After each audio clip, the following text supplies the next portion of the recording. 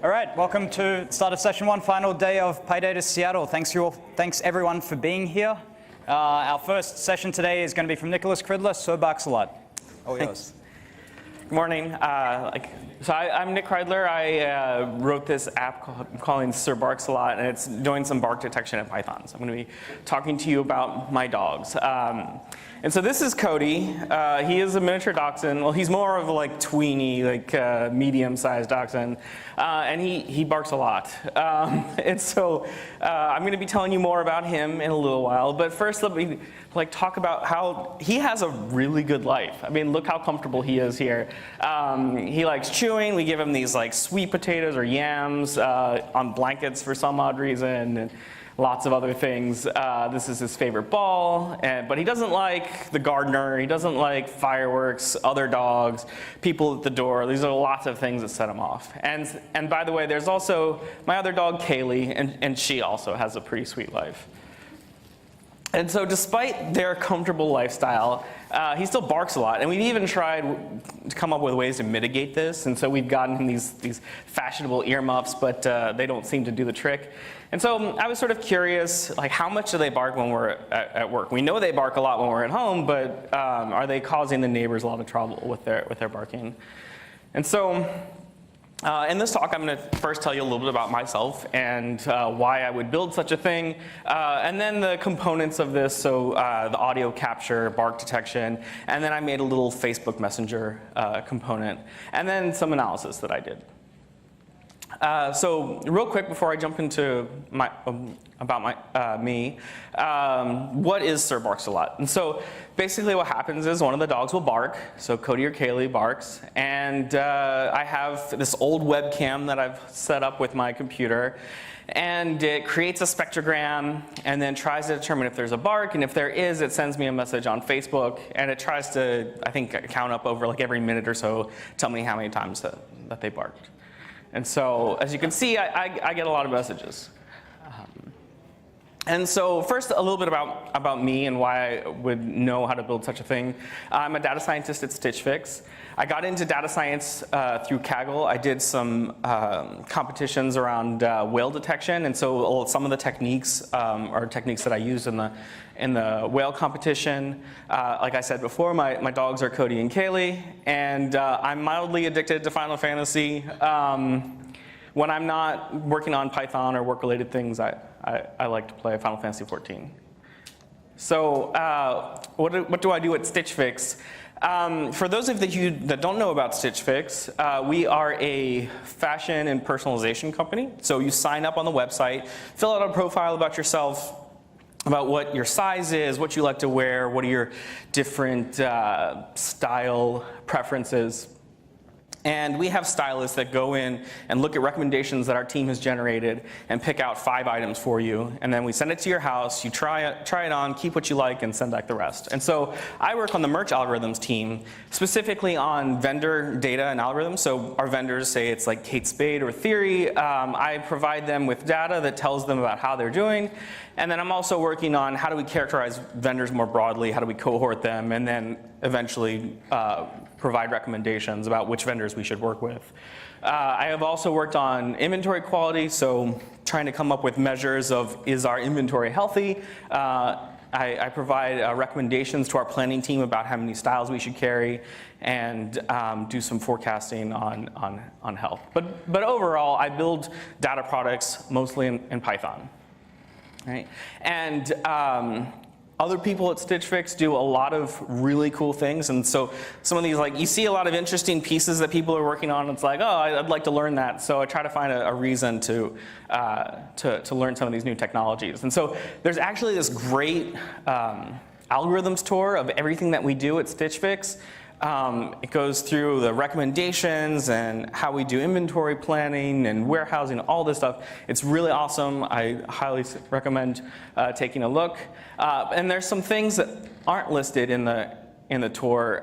There's some work done with neural nets, this open source package called Photograph. I have a web app sort of helping package called Pixely, and then there's this app, this Facebook Messenger app that people are working on called Style Shuffle that allows people to rate items in our inventory. But generally, we build a lot of really interesting things, and so it's sort of inspiring and definitely motivates me to like learn something new and build something new.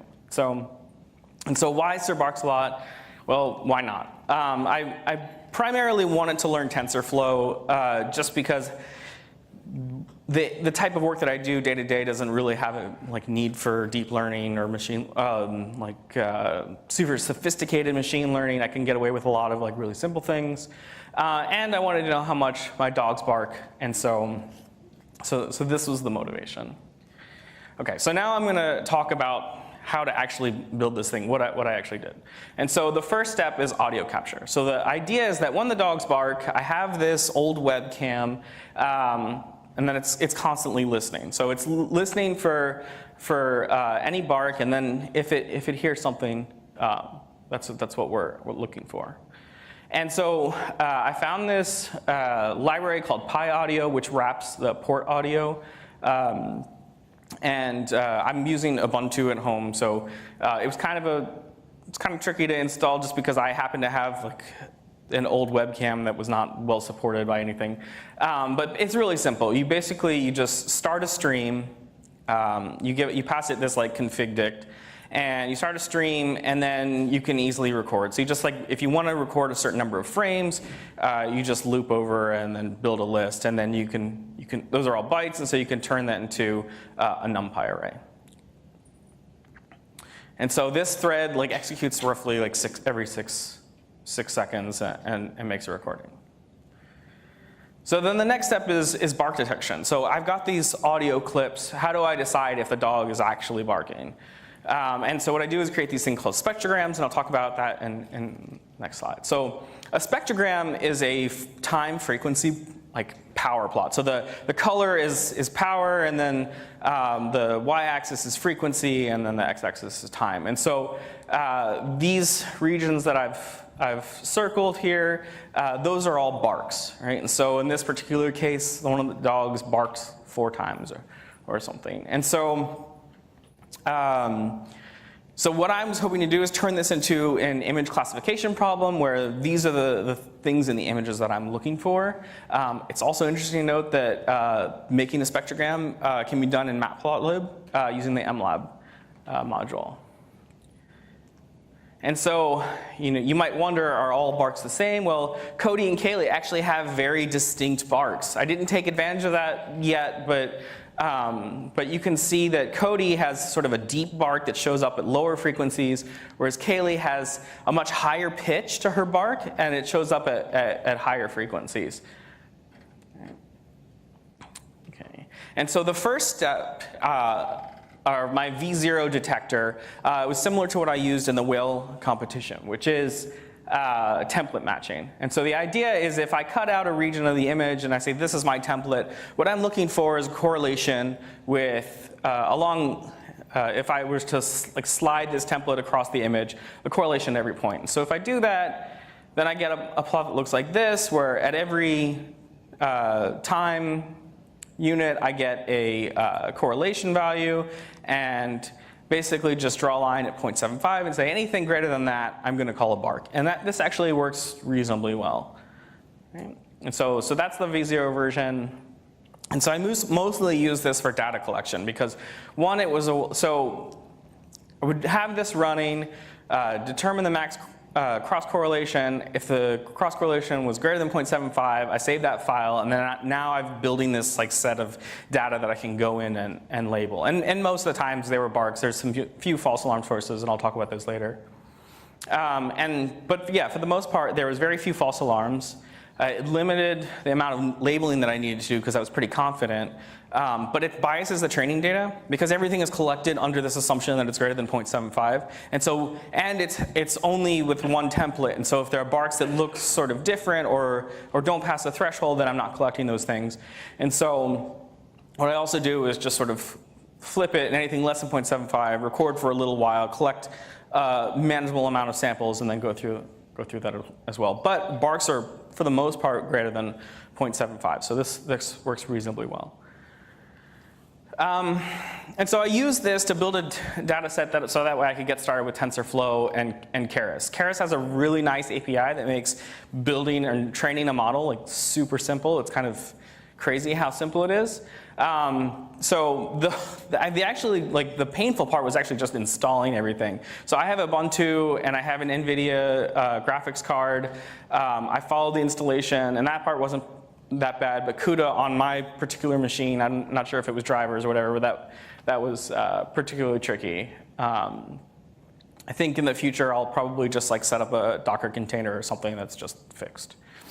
And then I really stuck with simple models. I trained a convolutional neural net, and I followed the Keras documentation and examples. And so I really just went through their examples about how to build a binary classifier. I didn't do any real parameter tuning because my goal was not to have the super precise classifier, but rather to have a different way to collect samples. And so I wanted to still collect barks, but I wanted to collect things that were sort of similar to barks that I wasn't catching before, just to diversify the training set.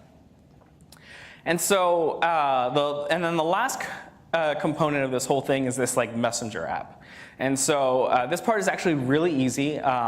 Once I've found a bark, I just want to send myself a message on Facebook to let me know that they're barking. So this is great for when I go out of town because we have a pet sitter that comes by and watches the dogs for us when we're out of town. And so I get basically alerts when the pet sitter shows up. I get to see that my dogs are barking at 1 in the morning and the pet sitter doesn't get to sleep. So, but it's, it's pretty useful. So basically, like I said, I just wanted to know when they're barking, but I don't want to be flooded with messages. So I followed the Facebook tutorial. It's actually really simple. You create a page. So in this case, I created a page for Cody and Kaylee. You create an app in the developer portal, and all you have to do is link the page that you created with your app. They give you a token, and then the token can be used to hit their Messenger API. And so it's not really a bot because it's just one-way messaging, right? So they send me messages when they bark, but if I send them a message, nothing happens, right? And so I didn't deploy anything, so there's no this is just running on my home computer, and it's just hitting the API. There's no instance fees or anything like that.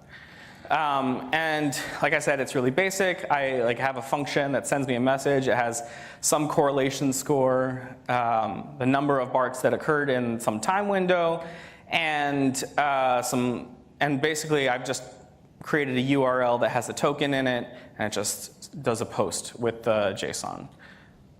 Right. And so now I'm going to talk a little bit about digging into the data and so what have I learned from all of this. And so some fun facts. I've labeled just over 2,000 6-second clips. Cody's barked 848 times. Kaylee's barked 566 times. And so the interesting thing is we always thought that she would be this great apartment dog. She doesn't bark that much when we're at home. But it turns out she does her fair share of barking as well.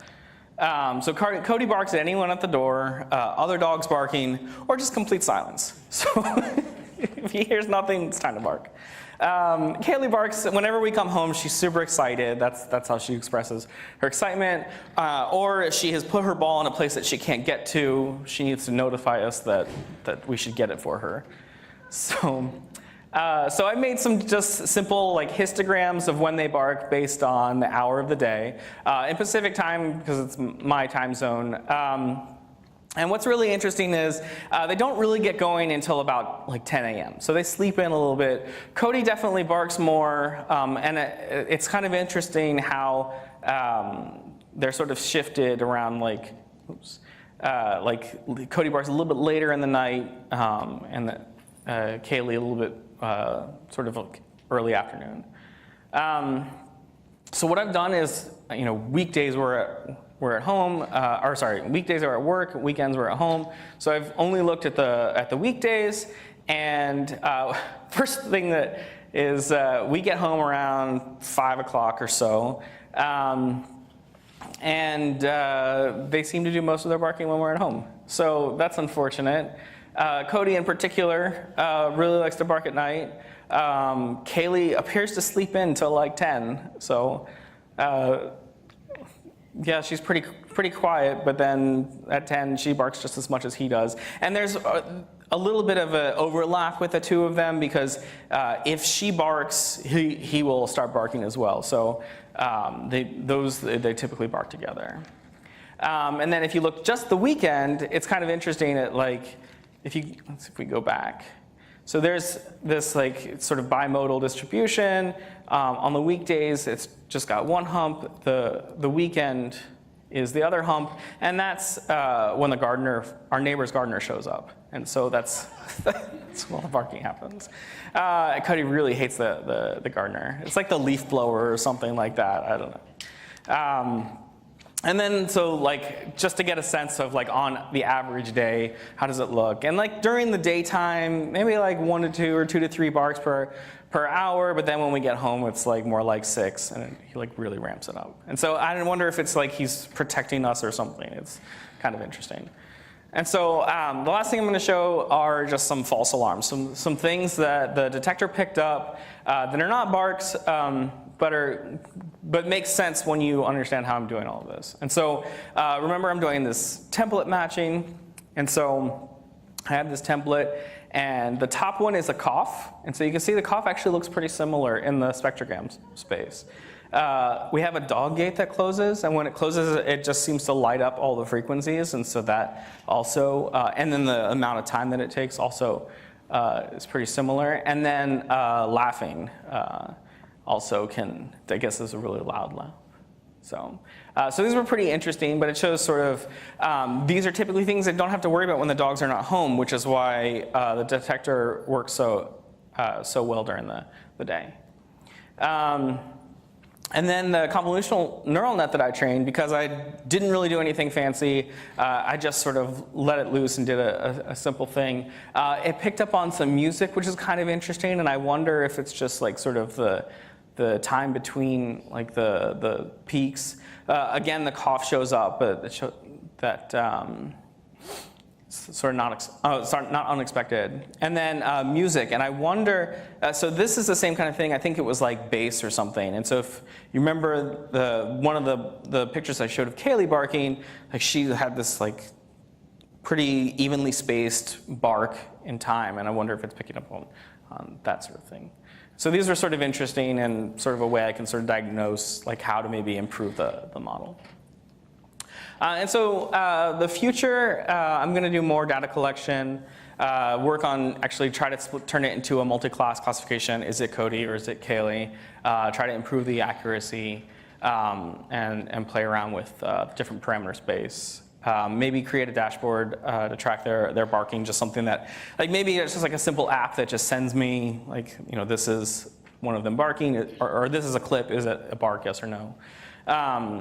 And so that's all I have. The only thing I wanted to add is it's kind of amazing how you can basically just follow a lot of these different like getting started tutorials and go from having like a bunch of different things to like, a pretty decent working app. So thanks. All right, thank you, Nicholas. I failed to mention it at the start, but as with yesterday, we're taking questions tweeted in at PyData Seattle. We don't have any yet, so at this point I am going to throw it open to the room. If you have a question for Nick, feel free to ask it, and I'll repeat it so everyone on the stream gets it as well. Does anyone have? Yes? Do your dogs always bark in the same room? Does it matter where the webcam is? Oh, does it matter where in the house the dogs are barking? It turns out it doesn't matter where it picks up just about any room in the house. And so they bark loud enough that if they're in the back bedroom, I have it by my computer, which is in the other side of the house, and you could still hear it. Is this something that could potentially become like an Echo app or something where maybe one of the big companies is going to acquire you? And You know, I thought about that. I think that would. I haven't played with the Echo API yet, but it seems like a different or a interesting way to take it. You're going to have something constantly listening in your house. It may as well be passing on useful information about what other people are barking. Yeah. Another question there? Yes. I was going to say the same thing. You should totally do an Alexa scale. Okay. But my question is, I know you said two dogs bark very differently. So how do you really identify which bark belongs to which dog, just based on the data? So listening. If you want, I can play a sample of them barking. Please play some samples. The question was, how do you actually tell the difference between the two dogs? Is it simply based solely on the spectrogram? How different do they sound? And hopefully we can get some samples. I hope the audio is going to work. Yeah, so I warn you. Let's see. I think if I. Oh, of course it's going to open up this stuff. Waiting for Bluetooth device. Never mind that. Is there a different way I could? Will QuickTime play it? There we go. So I don't know if you can tell. Could you hear Is that a gardener bark? That's just, they're both like sort of excited. So I don't know if you could tell, but they were both barking, and one has a high. So let's see.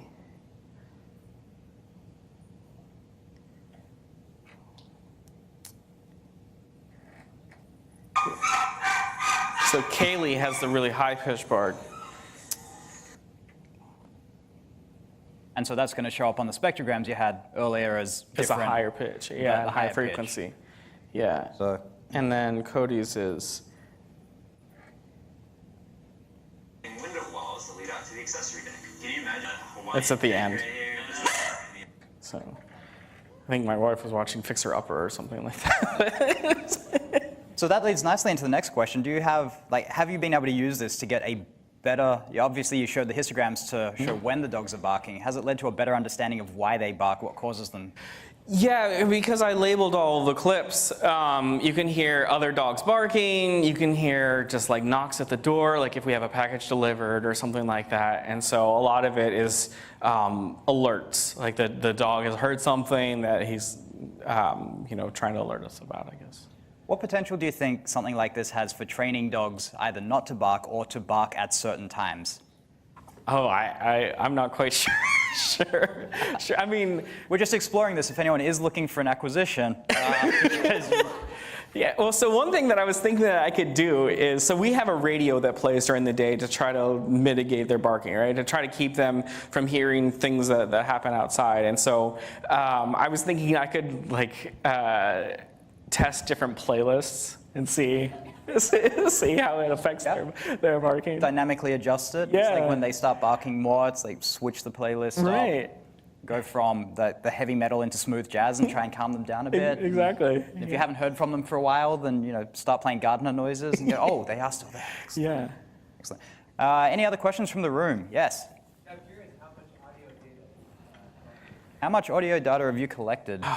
I think it's just a couple gigs at this point. It's not that much. It's, like I said, it's like just over 2,000 6-second clips, and it's single channel, so they're pretty small. So yes, it will fit on your iPod. You can take it home and listen to it all. Anything else from the room? Yes. It's more of a suggestion, but have you heard of the Python package Aubio, A-U-B-I-O? No, I haven't. So Python package Aubio. Please continue. You could probably get more features. Like they do more than just onset detection, which I think was the main feature that you're using here. Like I've used it for like music projects, so you can do like I think pitch detection and a couple other features which may help with accuracy. Oh, great. Thank you. Yeah, so for the people that didn't hear that, there are other packages out there. Aubio was the one that was suggested just then. This was using onset detection. Essentially, when the sound starts, we go, oh, there's a sound, let's analyze that from there. But there are alternative ways of doing audio analysis that other libraries are going to help with that may give better results or different results depending on the sort of audio you're dealing with. So, is there anything else from the room, or are we going to take a break? That looks like it might be it. Do you have anything else you want to? Yeah, if you want to talk to me, just come find me, or if you want to learn about Stitch Fix, you can come find me as well. Cool. Great. Thank you very much, Nicholas. We're gonna break for a few minutes, and then we'll be back with the next session. Thanks.